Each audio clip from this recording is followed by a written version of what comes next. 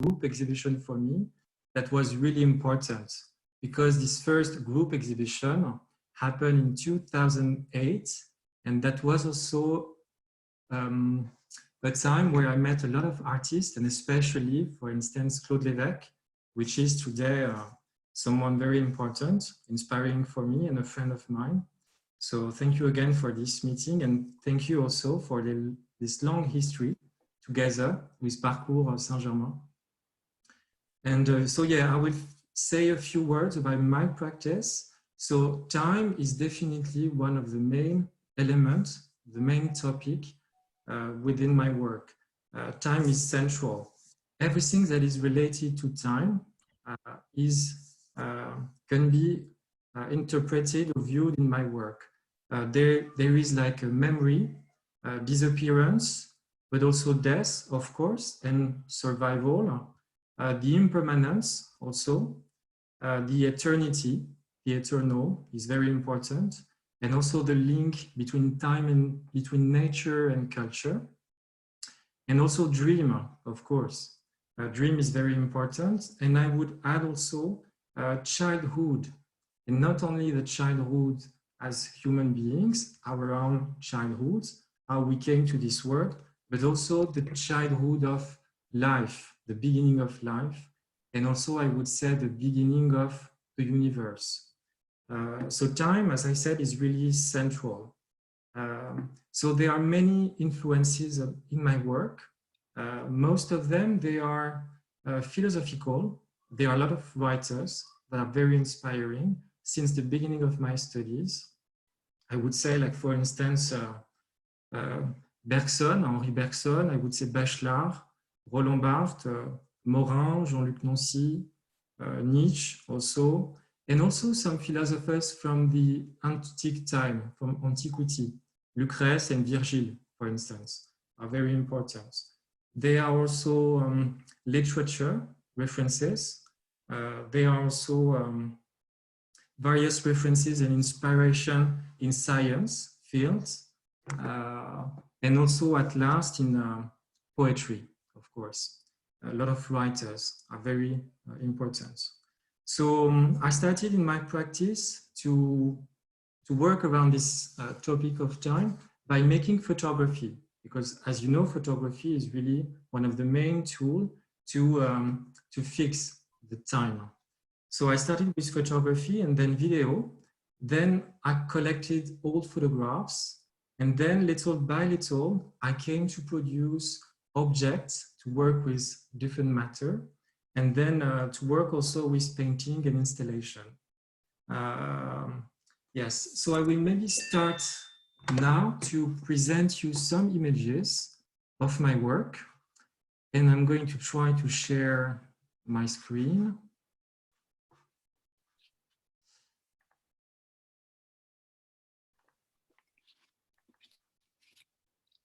Okay. Can you see my screen? Yeah, if you can put it in yes. Plan large, hein. Voilà. Okay. Voilà, mode plein écran. Voilà, good, perfect. Okay, perfect. So I started this presentation by showing you actually some images from the Parcours Saint-Germain. So 3 editions. Thank you. So the first edition was in 2008. It was in Dior, Place Saint-Germain-des-Prés. And actually the theme of this edition was Once Upon a Time. So this edition was about a lot of mythology, childhood histories, etc. And so I have a few images of the shop from the outside, some photographs presented, another image here, a video also that was presented within the shop, and a photograph of the entrance. This project, made in 2008, it was actually inspired by Peter Pan, the history of Peter Pan, and also it was inspired with a theory in antiquity about the vision, because the vision in antique philosophy was described as a fire coming out of the eyes to be able to see the world. So it was supposed to be like spiritual fire, or fire from the gods. Anyway, a lot of people and humans believe that we could see the world by projecting light through our eyes. So it was another way to conceive the vision. So this work, this project, is a sort of interpretation of this old conception of vision. And it is represented through a young boy, through a kid who is projecting light through his eyes. So here, this image is an extract from a video. So this is a short movie animation with a young child that is exploring an island in the darkness at night. So it's really dreamlike atmosphere. The space is absolutely a desert. It's a sort of a planet, but before the appearance of life, before the venue of life. So this young child is a little bit like Peter Pan, you know, in his dreamlike country. So here we can see him close to the shore with a boat on the background. So the next edition of Parcours Saint-Germain was 2011. So I presented two works there, a video installation that is sort of related also to the previous works, to Peter Pan. It was not initially the main idea, the main influence, but there were a lot of correspondence. So here I presented this video installation in front of the store. And we can see it's made of two veils, white veils. There is also some wind, so they are moving a little. And I projected with video the image of a window. And we can see through that window a landscape with various lights as the time was speeded. Like we can see the sun and the moon rising and falling really really fastly. So it's a kind of world, a planet, with a different relation to time. That work has also to do with Peter Pan, as this installation was exhibited in Louis Vuitton's cultural space, curated by Johanna Chevalier.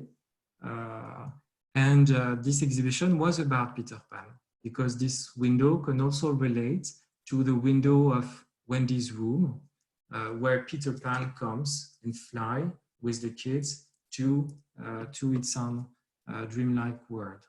So that piece was presented, another image of that work. So it's a video about 8 minutes looping, and we can see a landscape. There was also a photograph presented in this shop, Gérard Darel. That image has been made in 2007. It's a photograph that has been, it's a result of the accumulation of several elements coming from various vernacular images, especially images from family albums. I first took that photograph next to the Acropole in Athens. So we can see a few tourists that were there when I took the photograph, but I also added other tourists that I found in some old photographs. So it's a kind of situation where a lot of people meet together, but they actually never met in reality because they're part of various time. So it's an image that sort of has to do with dream. As we know, in our dreams, we can combine various time, the present and the past. We can talk with people that existed in the past. We can really cross time. So it has to do with dream. The next project with Parcours Saint-Germain was in Montclair, and I presented there a few sculptures, 4 sculptures that are part of a series called Still Life. Those still life, they are made of ice and snow.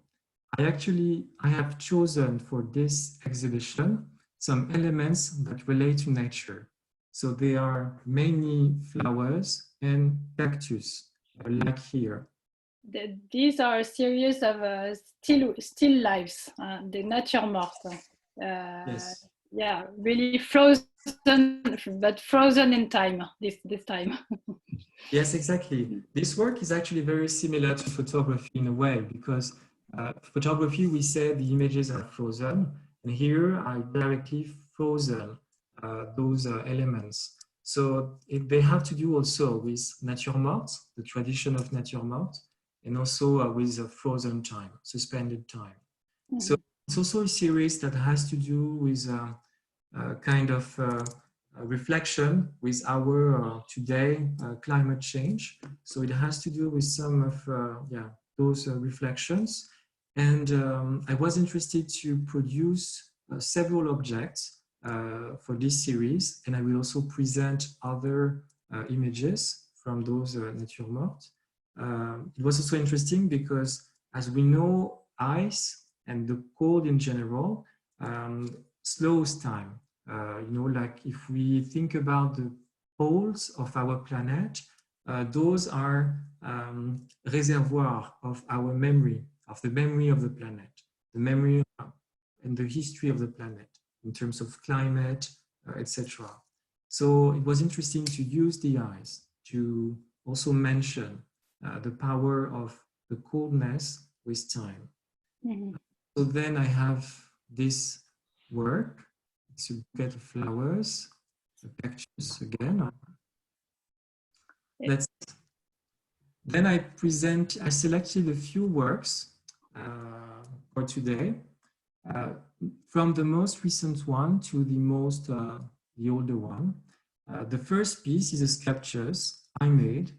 It is actually related with Liquid, the first video and the first photographs I've shown you, because it has to do with this conception of vision in the antiquity, but it also relates to the philosophy of les Lumières, those French philosophers from the 17th century. So les Lumières, where the light was corresponding to the knowledge. So in that piece, there's a candle behind the eye that shine. So it's a way to translate both this antique philosophy and this interpretation of philosophie des Lumières. Another sculpture that has to do with also history, antiquity. It's like the previous one, a fragment. Fragments are very present through my work, whatever images or sculptures. So this piece represents two mouths fragmented.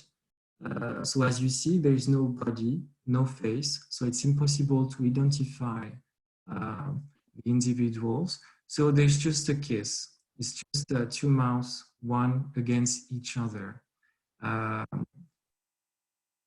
This sculpture, it's also hanging only on a simple wire cable. I don't know how to say. It's just suspended. So it shows how love can be internal, but also how love can be fragile. So another work that was presented the last year at Musée de la Croix in Paris, which is part of the Musée du Louvre. This exhibition was also a partner of Parcours Saint-Germain, as I will show you a work that was a part of the event. So this sculpture, as you see, represents a word, memoria.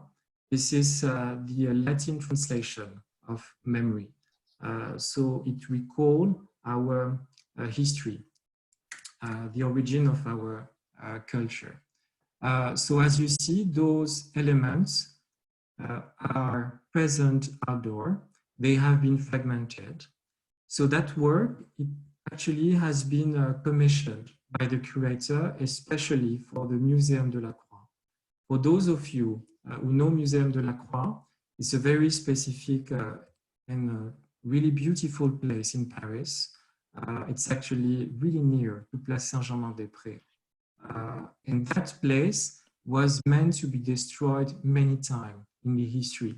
And a lot of people fight to protect and save that atelier of Delacroix.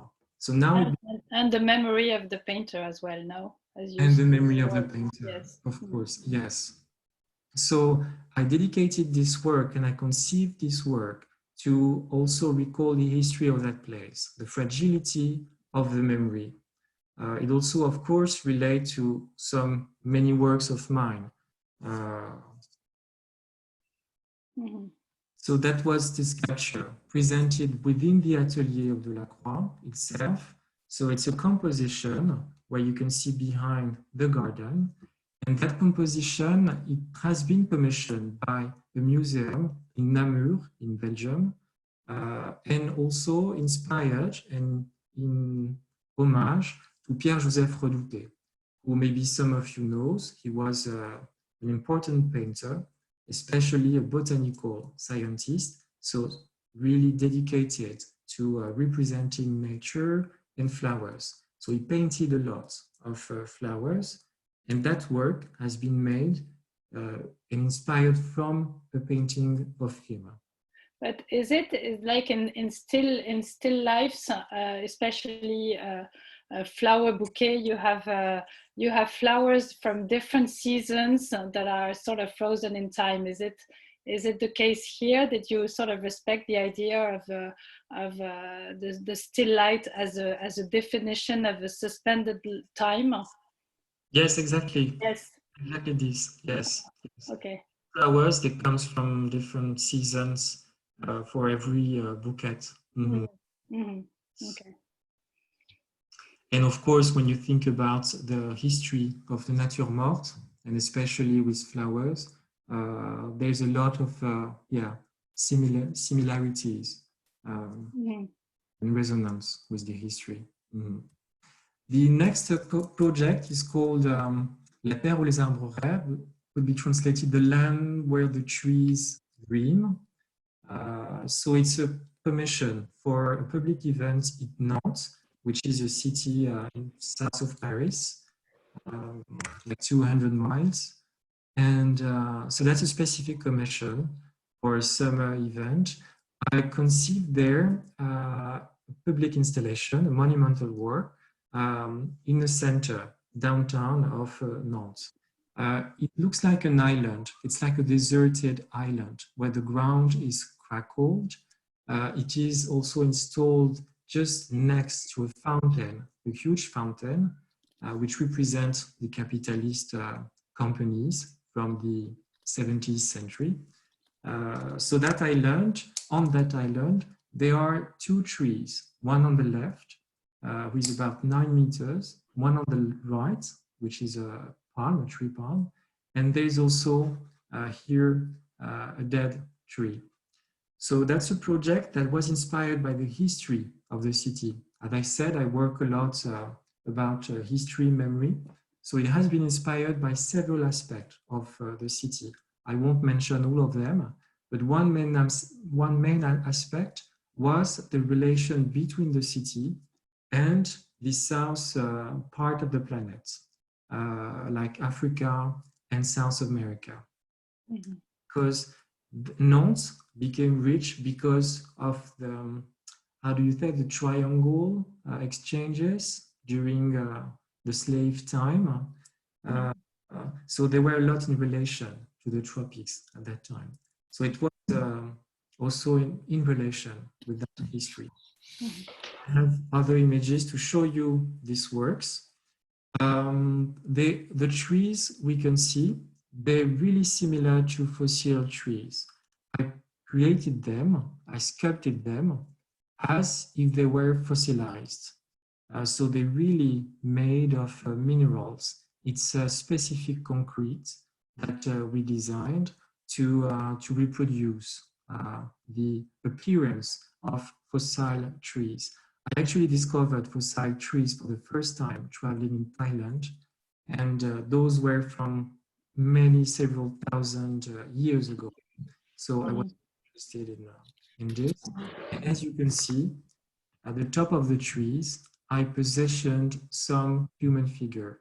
So we can see a couple there that are kind of sleeping, dreaming, having rest. We don't exactly know. And this young child here. So yeah. So there are also one aspect that is important in this work, because as you see, the trees, they're curved. And I wanted to show here in that work how is the pressure of humanity over nature. So that's why the trees, they're in that position, because they kind of translate the weight of man over nature. Mm-hmm. And the people are represented like a bit like lions, no, or animals. Exactly. Yeah. Standing. Yeah. Yeah, And they, resting on the. yeah, and they also kind of really ghostly. I wanted them to be naked without any clothes, not associate them to any culture, and also to kind of represent our ancestors in a way, you know. Mm-hmm. We know most of our ancestors, before being human, sapiens, they were living within natural environment, and the forests were their home. So we were a lot connected with the trees. And most of our ancestors lived within the trees. So kind of also remember and recall that very far memory. Mm. But they could be also like migrants, you know, from today and just trying to protect it, to rest. So many interpretations are possible. Mm-hmm. The people would come and sit around the place and you know, stay and really relax, Mm-hmm. like Mm-hmm. as if they were at the beach or exotic or some exotic scene, or yes. Mm-hmm. Yeah, that was the answer. That's fantastic. Mm. Mm-hmm.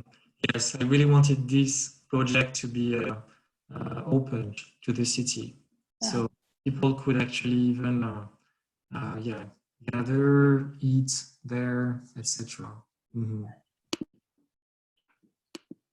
Okay. So that work, I chose it because it's the curator of Le Voyage à Nantes has actually discovered that sculpture and then invited me to Voyage à Nantes.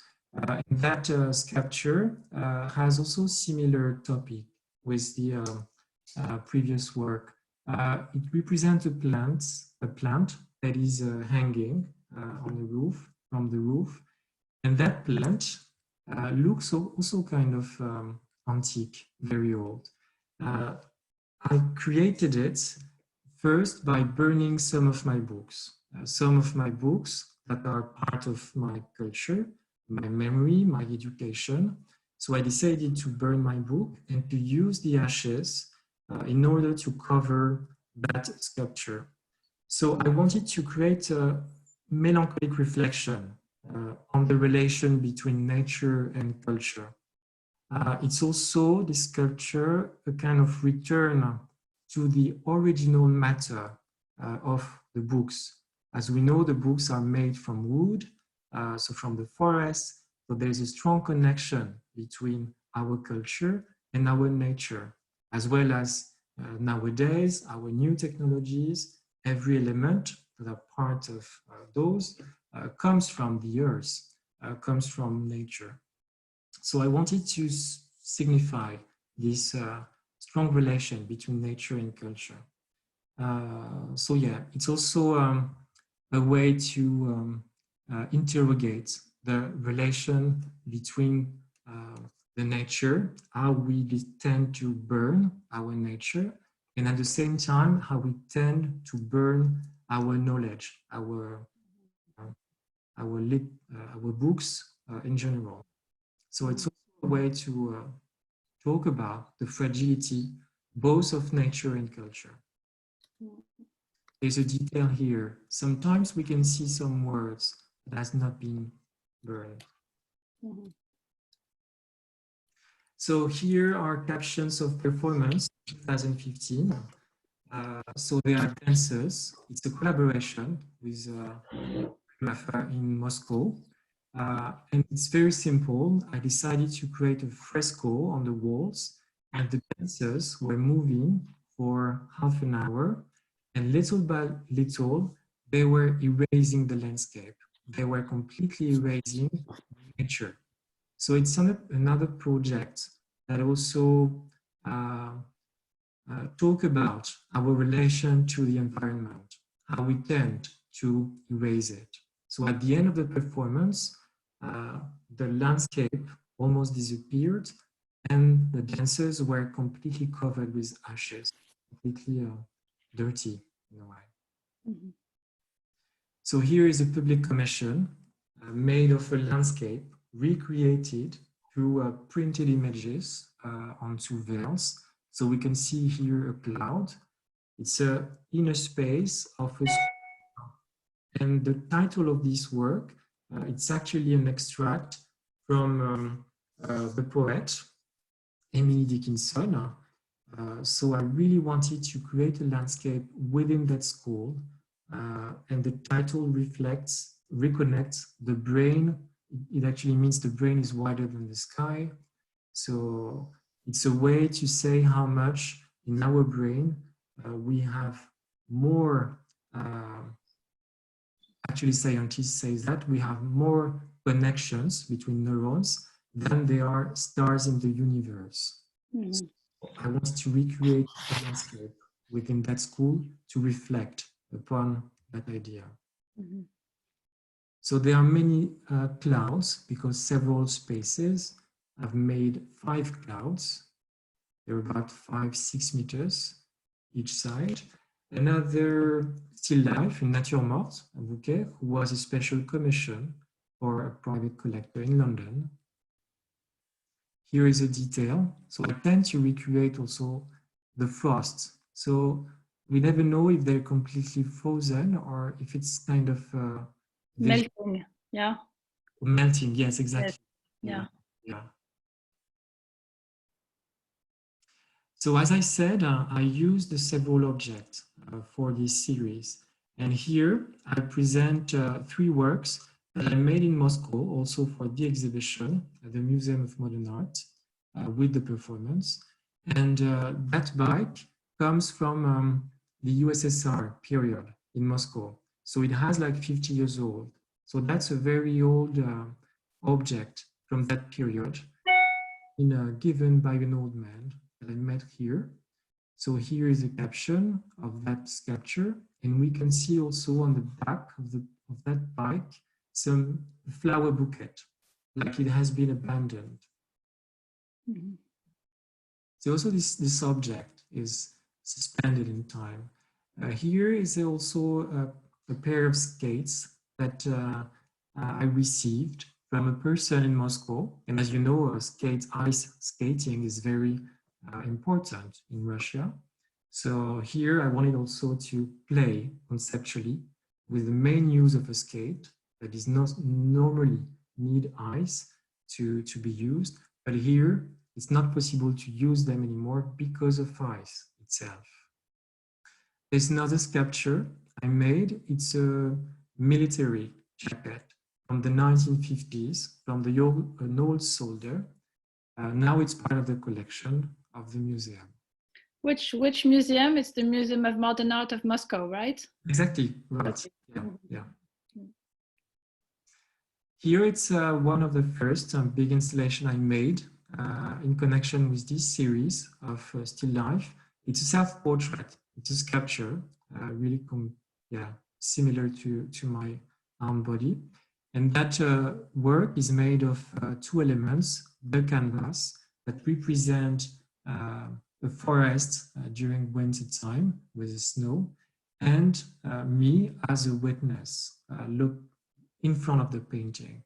So the idea was very simple. It was like imagining the cold was coming out of the painting, contaminates the space, including the viewer. So that's a work for me that also reflects on the relation we can have with art in general, that help to meditate. And it's kind of also suggest, of course, the effect of the cold on the body. Is it the only self-portrait that you made, or you made others? It's the only one I know. This is the only one. Oh, yes, okay. Mm-hmm. Yeah. That's the first sketcher I made from this series. Mm-hmm. And then I'm going to show you just in a few minutes now, because I think we're gonna soon end. And so I selected a series of painting.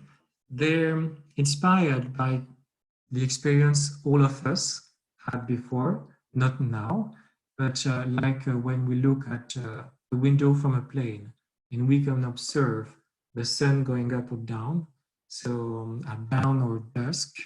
And so I try to represent the sky with simple various color spectrums, and that are especially interesting because, as we know, sunsets everywhere in the world, they're fascinating us. They're fascinating for all of us. There's no human that is not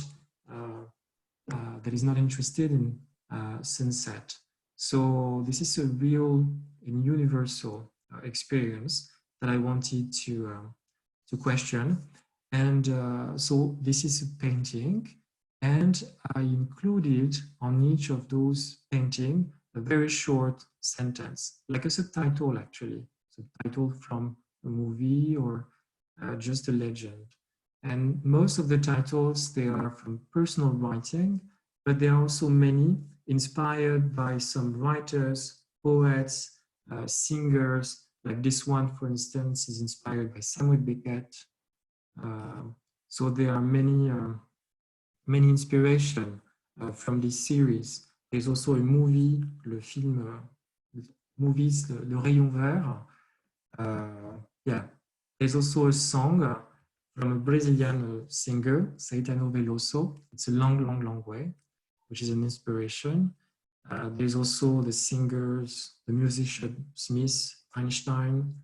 That painting is inspired by Virginia Woolf about the sea. So yeah, many inspiration. Mm-hmm. So then an installation made of all photographs, they all installed on a wall. And the aspect of that installation, because it deals with, again, memory, all the photograph, the paper, they have been erased. So most of the images now completely vanished. But the interesting thing is that there are still some elements that are visible in some of them. Some figures, some landscapes or architecture that survived actually to the chemical process I employed for this series. So I have actually for many years collected hundreds of vernacular photographs. And so that's a project that is the result of an experience with almost 2,000 photographs. So yeah, most of the images are completely disappeared. So it's a work that talk about memory, of course, but also disappearance and survival. Mm-hmm. And dream a bit, no? And dream, yeah. They appear like sometimes images from our dreams. Mm-hmm. Yeah. And the thing is that I can't really control absolutely the process. So I also framed some of them for exhibition. Mm-hmm. So that's an exhibition made thanks to the SAM Art Prize I received in 2010. So that exhibition was at Palais Tokyo, 2011.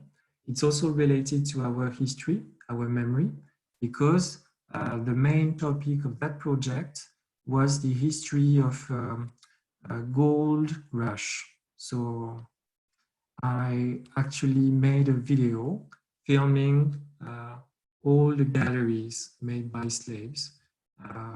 So all the images comes from galleries within the mountains. Where were these? The galleries, the mines? The galleries in the mine is in Brazil. Brazil. In Minas Gerais.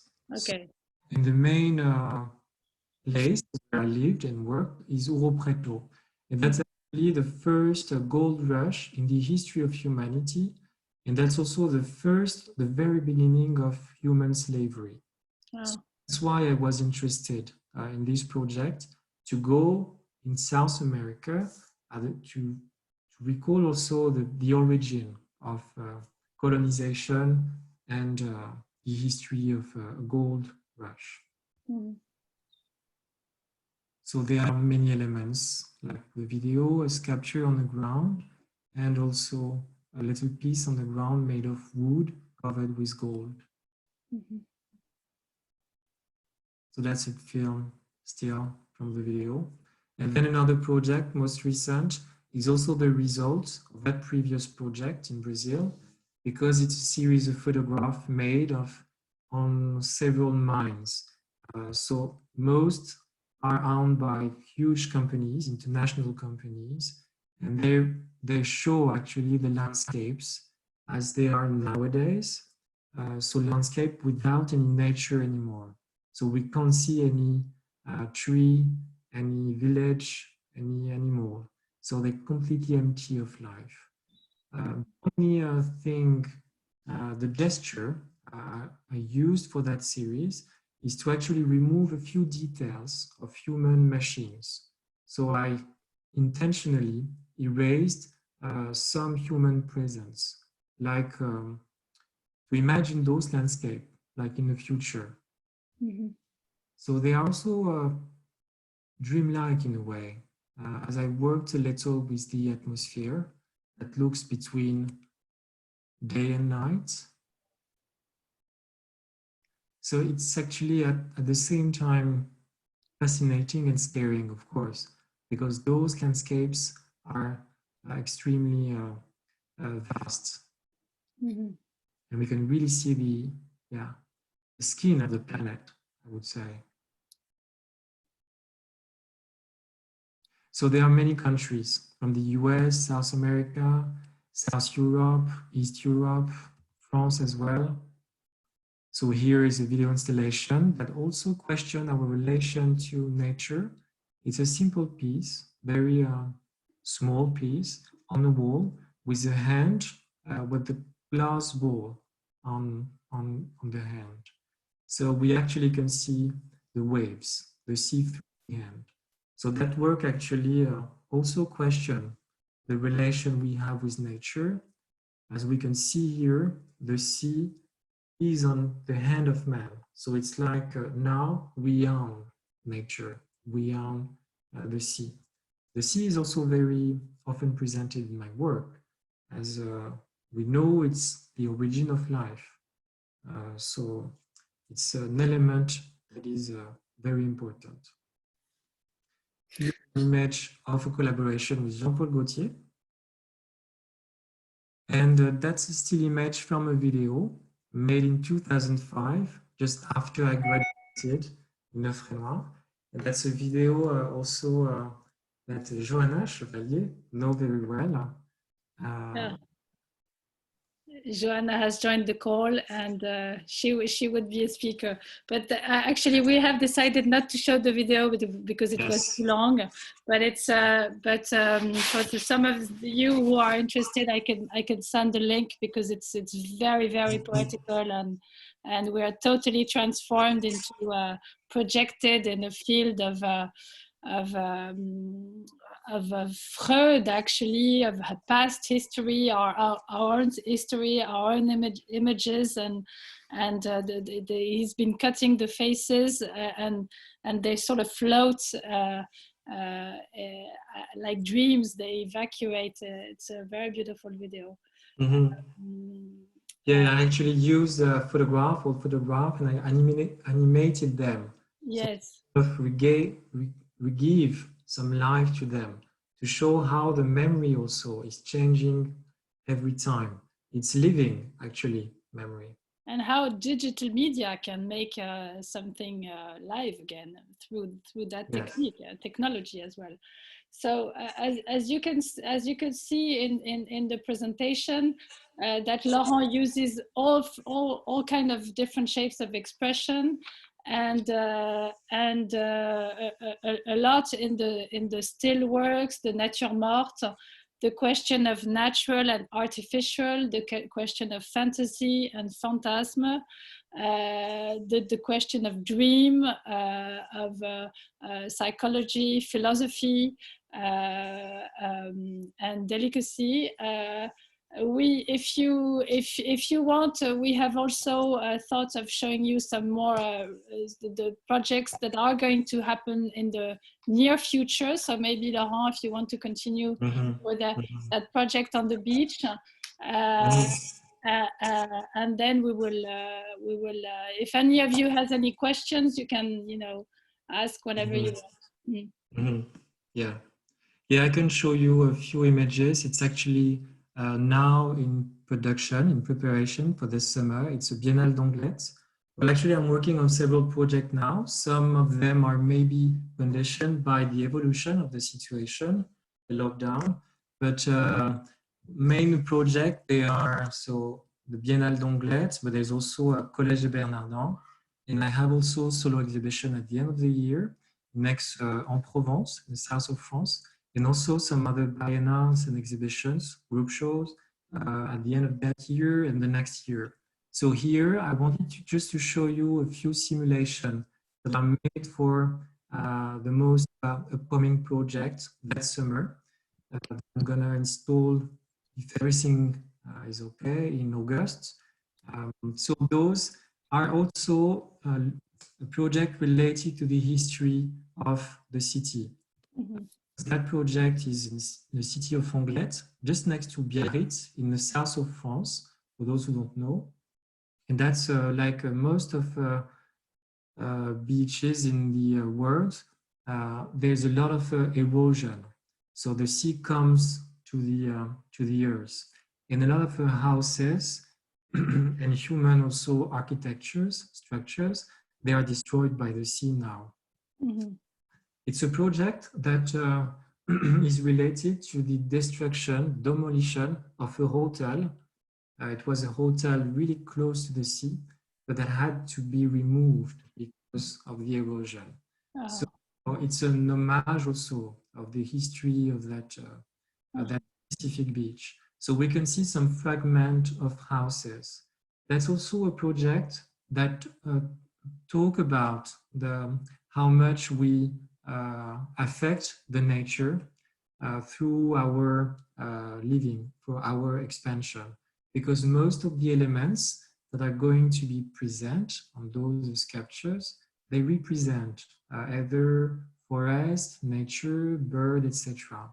So this first image is really near the sea. There's another one that is like a fragment of a wall, and we can see a forest, a pine forest that is actually very present in the region.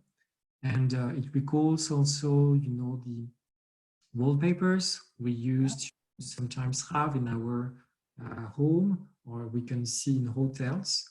So that project both talk about the destruction of nature and the erosion, the impact of human activities on nature.